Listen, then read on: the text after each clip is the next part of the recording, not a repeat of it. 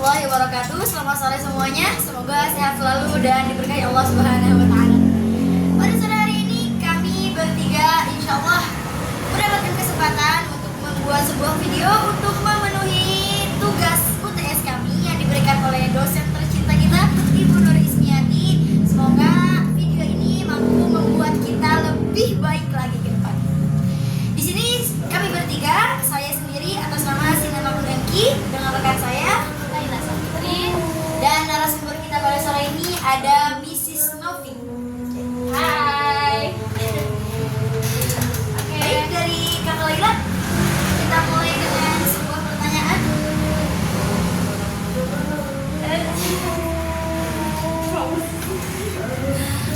Oke, sebelumnya mau pertanyaan dulu ya lagi topik. Boleh ceritakan dulu pengalaman belajarnya seperti apa dan bagaimana sih cara penerapan dari media pembelajarannya? Kayak apa aja gitu yang udah pernah dilakukan? Sebelumnya saya tuh mengajar di TK di salah satu di Kecamatan Pamulang, TK Little Bee namanya. Di sana saya bergabung di Little Bee dari tahun 2022 sampai sekarang. Berarti sudah berapa tahun mengajar di sana? Hampir 3 tahun alhamdulillah.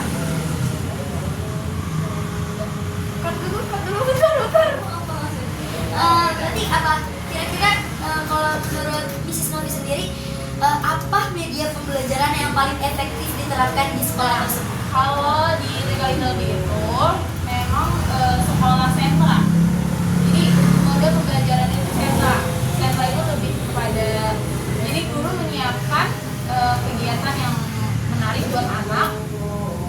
Jadi nggak pakai kayak kan kalau zaman sekarang, kalau zaman dulu maksudnya kayak anak TK tuh belajar nulis pakai kertas ya kan, terus kayak baca, pokoknya lebih dominan ke buku lah ya. Kalau sekarang tuh lebih media alat peraga gitu loh. Misalkan kayak kita mau mengenal konsep penjugahan, guru tuh bikin konsep penjugahan misalkan pakai media kardus, entah dia misalkan menghitung benda kancing ada berapa gitu. Pokoknya dia ada nalar ya. Gitu. Jadi ya membuat anak itu nggak bosan, nggak suntuk gitu. Karena kan kalau cuma pakai buku, bosan gitu. Ya apalagi anak kecil ya. Iya. Kalau untuk tadi kan berarti menggunakan metode yang lebih modern. Kira-kira tantangan apa yang dihadapi ketika menggunakan media itu sendiri? Kadang mikir, aduh apa ya, kan kita misalkan bikin apa namanya BFL ya kan.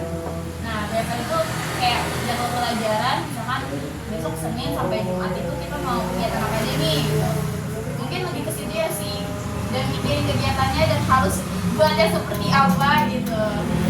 Ya tetap sih kita melihat di internet gitu, referensinya gitu.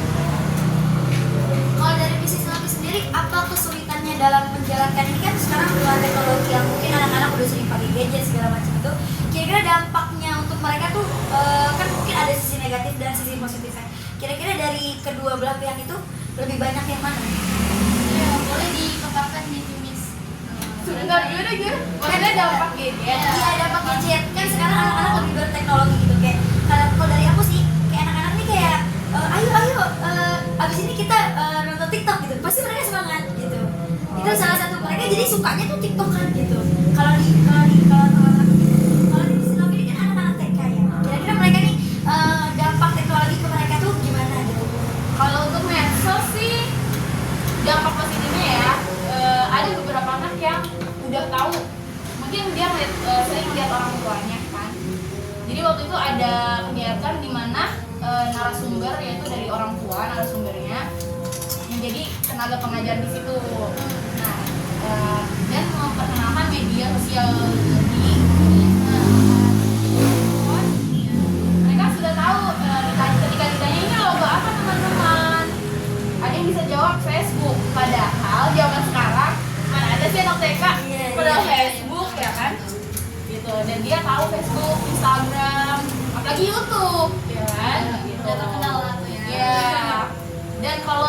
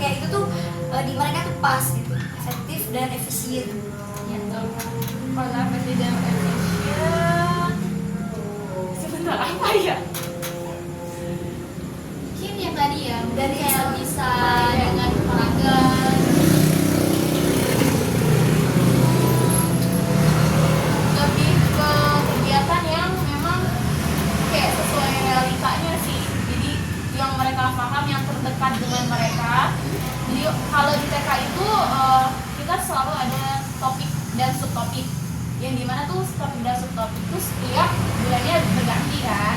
Kalau sudah habis nanti berganti lagi. Jadi waktu itu ada subtopik tentang ayam, tentang hewan ternak. Nah jadi kita gak cuma ngenalin ini ayam loh. Ya walaupun anak TK sebenarnya udah tahu ini ayam. Iya. Karena Tapi tapi iya, pahami ya. tapi kadang kalau di apa namanya pendidikan TK itu justru kayak satu topik itu bisa dipelajarin sampai seluk beluknya gitu. Misalkan Iya. oh ayam kakinya 4, oh ayam Jembat. Ayo ke sini dulu ya. Terus lanjut lanjut. kan ya Itu orang ngomong apa? Iya, gak apa-apa lah. ya misalkan kita gimana gitu ya. Gak apa-apa, kamu lanjut aja. Kita seangkat. Misalkan ayam kakinya 2, terus Iya. ayam makannya gak cuman apa loh gitu. Oke, Miss, menurut Miss yang sudah mengajar selama kurang lebih beberapa tahun di sana, kira-kira media apa yang paling efektif dan efisien untuk anak-anak di sana? Kalau untuk media, sebenarnya bukan media sih, lebih kayak kan kalau di sana di TK yang saya ngajar itu ada topik dan subtopik yang dimana setiap bulan pasti berubah. Jadi waktu itu dimana ada topik transportasi. Kita itu mengenalkan ke anak benar-benar realitanya gitu. Kayak misalkan kita ajak anak ke stasiun, jadi mengenal kereta itu apa sih gitu. Langsung ke tempatnya ya. Langsung ke tempatnya. Dan di dalam kereta juga nggak cuma duduk gitu kan. Iya, iya. Kita biasanya sih dari pihak apa namanya stasiunnya ada leadernya yang maksudnya menjelaskan ke anak-anak. Jadi ada penjelasannya iya. gitu ya, Miss, gitu. Dan dimana kita itu belajar kayak mengenakan anak, oh kalau etika di kereta tuh harus seperti apa, ya kan? Kayak misalkan kalau ada orang yang lebih tua, kita harus ngalah tempat duduk, misalnya kayak gitu-gitu. Jadi anak juga, oh tahu. Kadang kan kita juga, kadang orang dewasa nih kita juga, aku lah ya. Kalau misalkan lagi belajar, kalau cuman ngomong gitu misalkan ya, itu tuh nggak masuk gitu loh, tanpa bukti yang relevan gitu. Langsung terjun lah ya. Iya, jadi kayak harus ada apa tuh dibilangnya ya? Kalau yang kayak gitu mungkin maksudnya langsung ke terjun ke lapang ya, ke Lapangan. Nah, Jadi ya benar sih menurut aku juga itu lebih efektif ya, karena lebih memudahkan si anak berinteraksi kayak oh iya jadi ini kita belajar di sini ya Miss, kita jadi tahu misalkan dia dipelajarinya dari itu ya di yang tentang kereta, jadi dia tahu kereta tuh dia di sini letaknya dan dia ada yang mengendarainya nih namanya Mas ini gitu, jadi kita lebih paham gitu ya ya. betul, ya kurang lebih seperti itu gitu. Dan sama kayak kemarin juga kita ada topik tentang ayam. Kita beli ayam beneran, jadi anak bisa Pakai megang ayamnya, gitu. Oke, kalau dari Miss sendiri, kira-kira pengalaman apa yang paling berkesan selama mengajar di sana? Kalau yang gue pesan yang pasti itu sih pendekatan kita sama anaknya. Kalau di Little Bee itu ada termasuk anak ABK, ada anak ABK-nya di masing-masing kelas. Jadi kadang kayak berkatanya anak itu tuh bisa dekat sama kita tuh kayak kita tuh bahagia banget gitu. Kan kalau menangani anak ABK tuh kan sulit lah ya gitu. Kadang mood dia yang suka berubah-berubah, yang tanpa besoknya nggak berubah lagi, besoknya berubah lagi. Iya, kalau kita udah bisa luluhin tuh kayak terharu aja buat diri sendiri. Ih, gue bisa loh gitu. Ya, jadi lebih berkesan gitu di dirinya. Gitu sih, sama kayak kadang tuh kita sebagai guru kalau dicariin murid seneng gitu. Misalkan tiba-tiba ada guru yang ada murid yang kayak nanya, Miss ini kemana gitu. Itu kayak hah gitu loh, kayak gue dicari Enggak lah gitu ya. iya gitu sih. Oke Miss, ada nggak sih Miss tips-tipsnya untuk cara mengajar nih? Kita kan udah mulai terjun ya, termasuk kita berdua ini udah mulai ya maksudnya ngajar lah juga. Nah itu ada nggak sih tips sebagai pengajar untuk lebih memilih media pelajaran yang lebih efektif atau lebih cepat gitu? Itu ada tipsnya nggak ya? Kita sih mungkin lihat anaknya dulu gitu. Kalau misalkan kayak di Little Bee ada anak ABK, nggak mungkin kan kita pembelajaran anak yang bukan ABK, yang ABK gitu. Apalagi kan kalau anak ABK pasti punya media khusus, Media berbeda ya. iya nggak Berbeda. mungkin dia Jadi kita harus lebih ngeliat dulu ya lingkungan itu Ya, kayak lingkungan. gimana, menghabisi Betul, anaknya betul. itu ya kira-kira anak ini mampu nggak gitu. Ada lagi yang dibincangkan? Kalau dari aku pengennya sih kayak dikasih ini ya dari Miss Novi ini kayak pengalamannya kan mungkin udah cukup banyak banget ya karena kan udah lumayan lama ya mengajarnya. Jadi kayak dikasih saran aja sih sebagai pengajar ya, sebagai calon pengajar kita calon pengajar berdua minta sarannya dari Miss Novi cara kita lebih bisa memahami si anak itu bagaimana dan apa ya lebih tepat gitu dalam pemilihan materi dalam media pembelajaran. kalau Saran aja sih.